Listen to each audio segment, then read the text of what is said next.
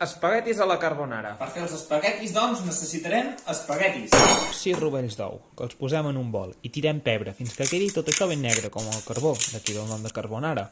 Parmesà, molt de parmesà, el ratllem tot i tot això ho barregem, que quedi ben integrat.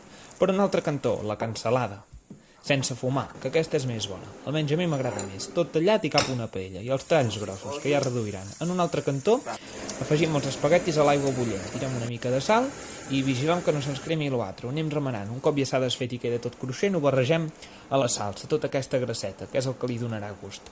Tot això ho barregem i deixem que s'esperi. Reservem una mica d'aigua, ja veureu per què. Escorrem els espaguetis i cap a dins. I afegim l'aigua i ara s'aconsegueix la textura desitjada. I ara, a tastar-ho.